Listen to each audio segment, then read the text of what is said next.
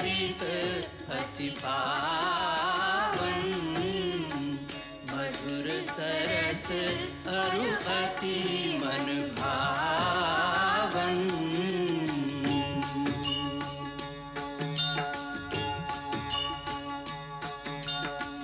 पुनि पुनि कितने हो सुने सुनाए, ये की प्यास बुझत न बुझाए।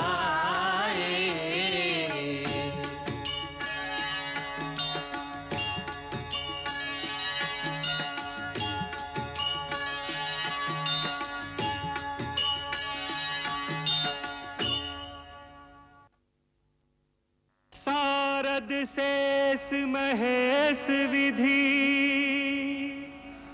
आगम निगम पुराण, नेति नेति कही जा सुगुन, करही निरंतर गान।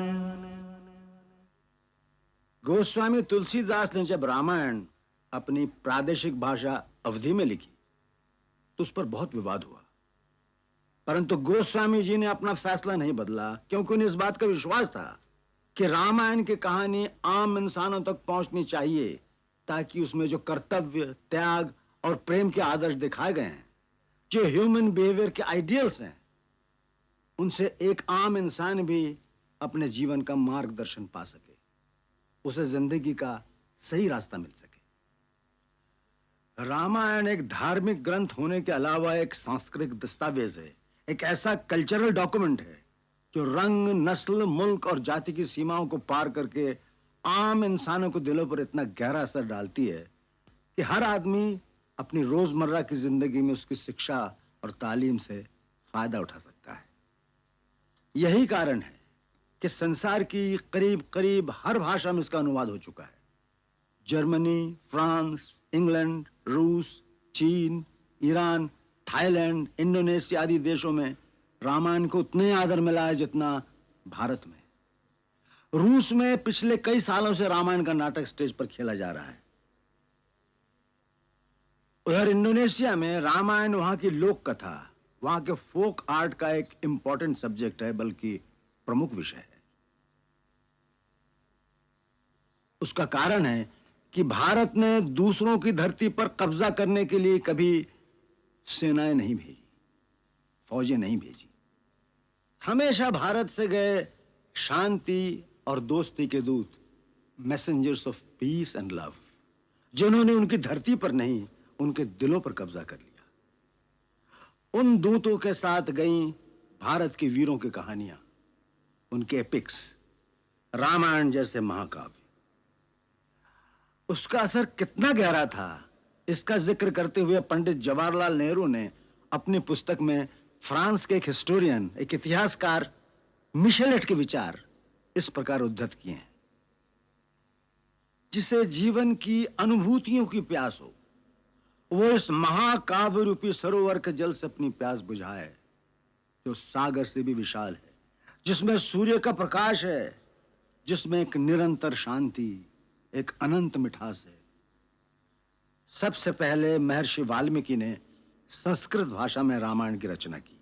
यावत् स्थास्यन्ति गिर्यः सरितश्च महितले, तावत् रामायण कथा लोकेषु प्रचरिष्यति। उसके बाद जब संस्कृत बोलचाल की भाषा नहीं रही, तो कवियों और संतों ने इसे बार बार अपने अपने समय और अपने अपने प्रदेश की भाषा में लिखा। दक्षिण की भाषाओं में रंगनाथ रामायण तेलुगु में लिखी गई।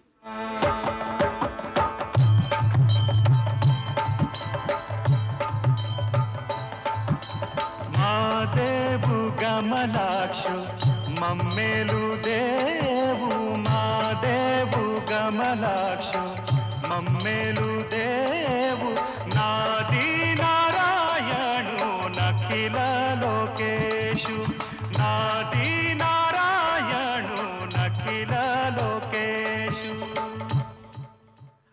उसी तरह महर्षि कंबर ने तमिल में, अलुत्तच्छन ने मलयालम में और नागचंद्र ने कन्नड़ में से लिखा। पूर्व में महाकवि कृत्तिवास ने इसे बंगला भाषा में लिखा और कृत्तिवासी रामायण उनके जीवन काल ही में घर घर में गाई जाने लगी। मधु चैत्र मास शुक्ला श्री राम नवमी, मधु चैत्र मास शुक्ला श्री राम नवमी, शुभक्षणे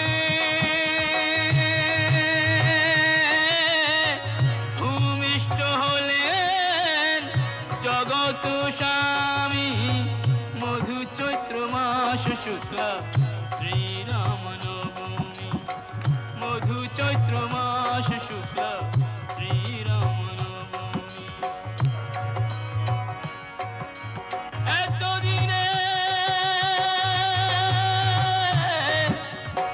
এতদিনে দশরথ মনেতে উল্লাস, রাম জন্ম রচিলেন পণ্ডিত কীর্তিবাস, মধু চৈত্র মাস শুক্লা শ্রী রাম নবমী, মধু চৈত্র মাস শুক্লা শ্রী রাম নবমী। उसी प्रकार पश्चिमी तट के निकट महाराष्ट्र में संत एकनाथ ने ये गाथा बड़े भावपूर्ण अंदाज में गाई। श्री रामच्युत वृक्ष प्रवर, श्री रामच्युत वृक्ष प्रवर, त्यावरी वाल्मीकि कवि कोकिल, त्यावरी वाल्मीकि कवि कोकिल,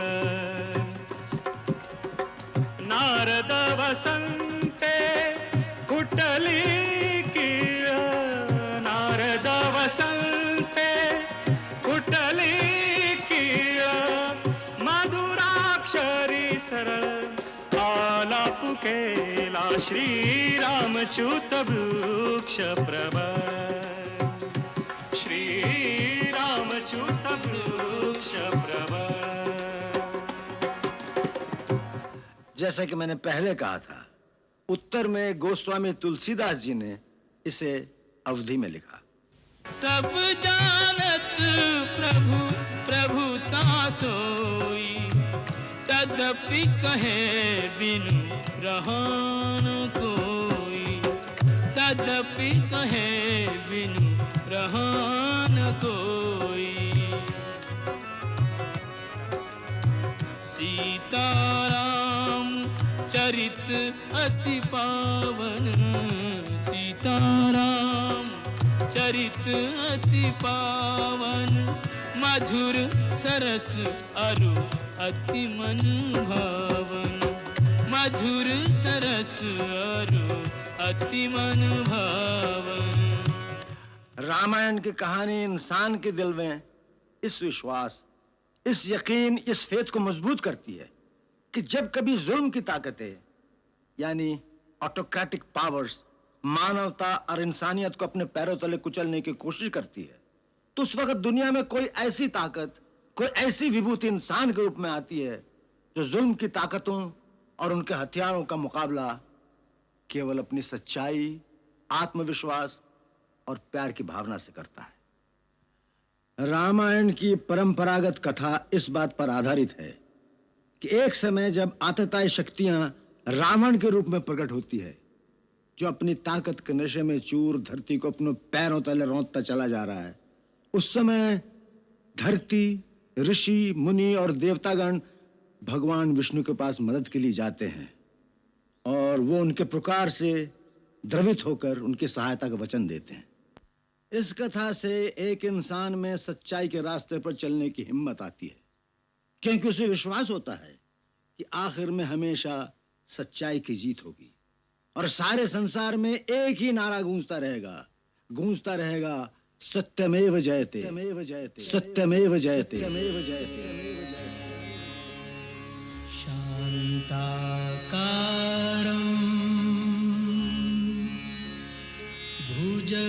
भुजगशयनं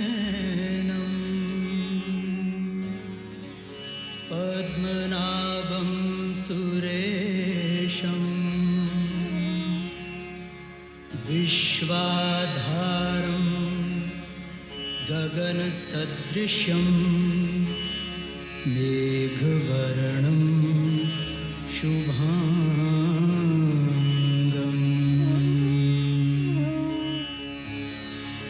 यं ब्रह्मा वरुणेन्द्र रुद्रमरुतः स्तुनवन्ति दिव्यैस्तवैः वेदैः साङ्गपदक्रमोऽपि निषदैर्गायन्ति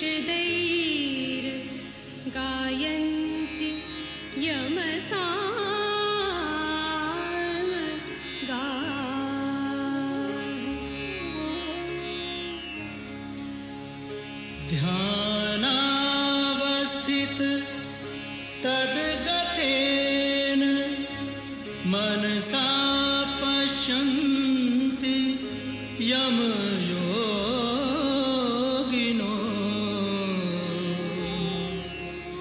यस्यान्तं न विदुःसुरा सुरगणा देवाय तस्मै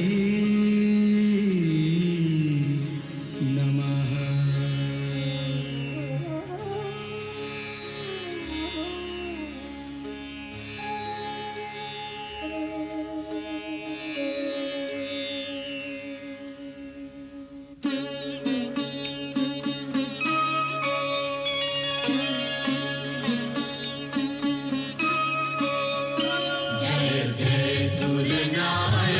जन सुखदायक प्रणतपाल भगवंता ओधिज हितकारी जय असुरारी सिंधु सुता प्रिय कंता आनन सुर धरणी अद्भुत करनी मर्म न जानई कोई जो सहज कृपाला दीन दयाला अनुग्रह सोई जय जय अविनाशी सब घटवासी व्यापक परमानंदा अविगत दोतीतम चरित पुनीतम माया रहित मुकुंदा जेहि लागी विरागी अति अनुरागी विगत मोह मुनि वृंदा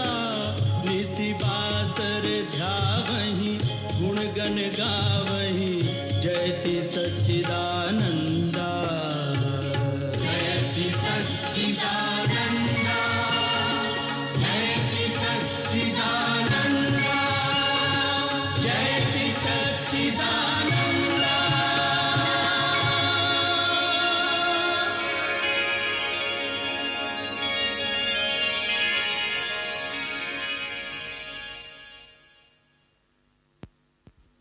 जय ब्रह्मदेव।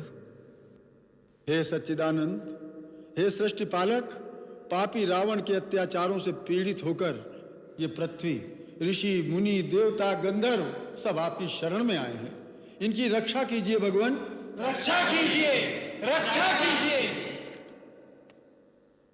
पृथ्वी पर धर्म और सत्य का नाश हो रहा है प्रभु। पाप की शक्तियां बढ़ रही हैं। राक्षसों का राजा रावण अहंकार के मद में चूर होकर तीनों लोगों को अपने पांव तले रौंदने को तैयार है। देव दानव मनुष्य कोई उसका सामना करने की हिम्मत नहीं करता, क्योंकि स्वयं ब्रह्मा और महादेव ने उसे वरदान दिया है कि देव दानव नाग किन्नर गंधर्व किसी के हाथों से वो मारा नहीं जाएगा। प्रभु, आपकी सृष्टि का भार धारण करना मेरा धर्म है, परंतु जब धर्म की जगह अधर्म का राज होता है तो अधर्म से अनाचार, अनाचार से भ्रष्टाचार और भ्रष्टाचार से अत्याचार की ज्वाला भड़क उठती है। जब अत्याचार इतने बढ़ जाते हैं तो देखिए पाप की ज्वाला में मेरा शरीर जलने लगता है। प्रभु, मेरी रक्षा कीजिए। पृथ्वी त्राही त्राही कर रही है करुणा निधान। जब वो अभिमानी चलता है तो ऐसा प्रतीत होता है मानो धरती को अपने पैरों तले कुचल रहा हो। असुरों के आतंक से धर्मशील जनता चीत्कार कर रही है। उसके सैनिक लोगों को त्रास दे रहे हैं। राक्षस साधु जनों का खून पी रहे हैं। प्रभु, आज अबलाओं की लाज और मानव की मानवता को बचाने वाला कोई नहीं रहा। आज वो अवस्था आ गई है, यदि कोई धर्म और सत्य के रास्ते पर चलने की कोशिश करे तो वो जीवित नहीं रह सकता।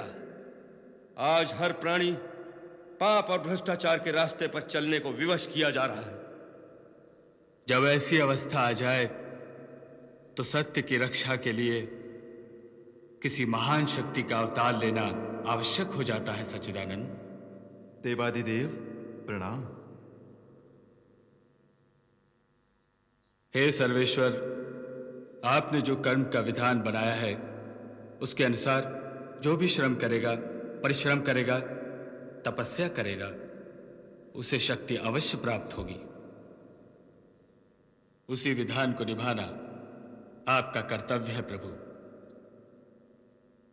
धरती पर जब भी कोई जालिम प्राणी मात्र को अपने चरणों में झुकने पर मजबूर कर देता है तो एक सच्चा इंसान उसके सामने झुकने से इनकार कर देता है, क्योंकि उसे विश्वास होता है कि ऊपर कोई शक्ति है जो उसके साथ न्याय करेगी, उसकी रक्षा करेगी।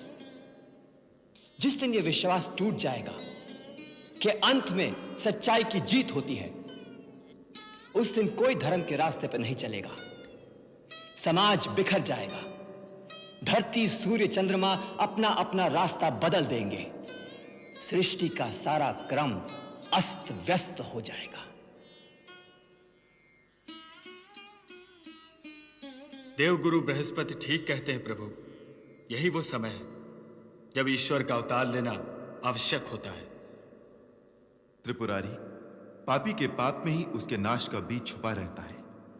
जो रावण यह समझता है कि उससे बढ़कर कोई शक्ति नहीं रही, उसका नाश भी उसी अहंकार में छुपा हुआ है।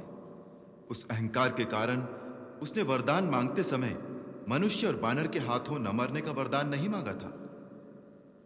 जिस मानव को वह कीड़े मकोड़ों की तरह तुच्छ समझता है, उसी सामान्य मानव के रूप में मैं अवतार लेकर उसका मान भंग करूंगा।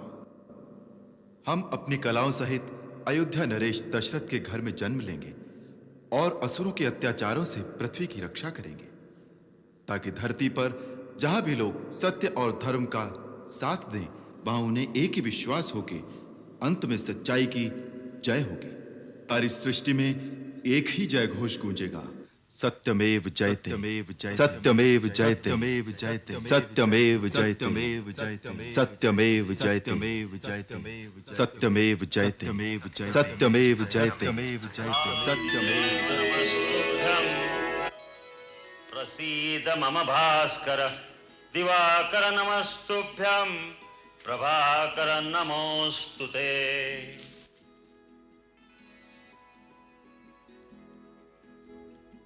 महाराज दशरथ, आज सूर्य देवता उत्तरायण में प्रवेश कर रहे हैं।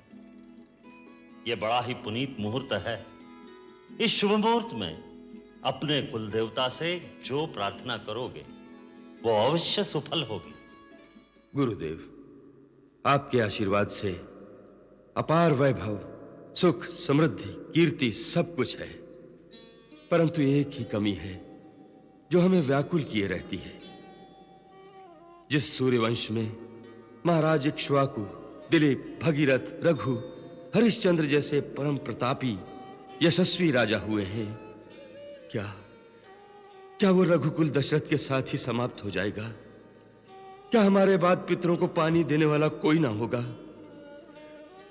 महर्षि वशिष्ठ, कुल देवता सूर्य भगवान से हमारी यही प्रार्थना है, यही पुकार है।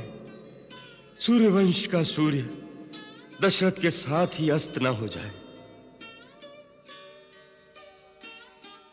आप तो जानते हैं गुरुदेव कि कोई माँ कहने वाला ना हो तो स्त्री अपने आप को पूर्ण नहीं समझती। एक माँ के हृदय का आंगन जब तक सूना रहेगा गुरुदेव, तब तक संसार के सारे सुख, वैभव इन महलों के खालीपन को कभी नहीं भर सकते। आप तो त्रिकालदर्शी है गुरुदेव, हमारे मन की व्यथा तो आप जानते ही हैं। महारानी कौशल्या, देवी कैकेयी, देवी सुमित्रा, आप निराश न हो। सूर्य भगवान आपकी मनोकामना अवश्य पूरी करेंगे, परंतु उसके लिए पुत्र कामेष्टि यज्ञ करना होगा। तो फिर गुरुदेव उसमें देरी क्यों? आप यज्ञ का आयोजन कीजिए। परंतु देवी, हम वो यज्ञ नहीं करा सकते। आप नहीं कराएंगे तो और कौन कराएगा? अथर्ववेद के पूर्ण ज्ञाता ऋषशृंग मुनि इसके विशेषज्ञ हैं। ये यज्ञ उन्हीं के द्वारा संपन्न होना चाहिए। तो फिर उन्हें बुलवाइए गुरुदेव और यज्ञ का अनुष्ठान कीजिए। नहीं देवी कैकेयी, उसके लिए तो महाराज को स्वयं उनके पास जाकर प्रार्थना करनी चाहिए। गुरुदेव, मैं आज ही उनके पास जाने के लिए तैयार हूं। मैं अभी आर्य सुमंत्र को बुलवाकर कहती हूँ कि वो सेनापति को आदेश दे कि महाराज के साथ जाने के लिए रथ, हाथी, घोड़े और पैदल सेना तुरंत तैयार की जाए। महाराज आज ही प्रस्थान करेंगे। नहीं देवी कैकेयी, वहां रथ, हाथी, घोड़े, सेना की आवश्यकता नहीं। महाराज एक योगी के पास कुछ मांगने जा रहे हैं, अपना ऐश्वर्य और पराक्रम दिखाने नहीं जा रहे हैं। देवी, भिक्षा खाली झोली में ही डाली जाती है। एक महात्मा के पास अपना वैभव दिखाने जाओगे तो सोने चांदी की चमक दमक और अहंकार ही लेकर आओगे। आपने सत्य कहा गुरुदेव। ऋष्यशृंग मुनि के द्वार पर राजा दशरथ नहीं, भिक्षुक दशरथ नंगे पांव जाएगा। आशीर्वाद दीजिए। तुम्हारी मनोकामना सफल होगी राजन।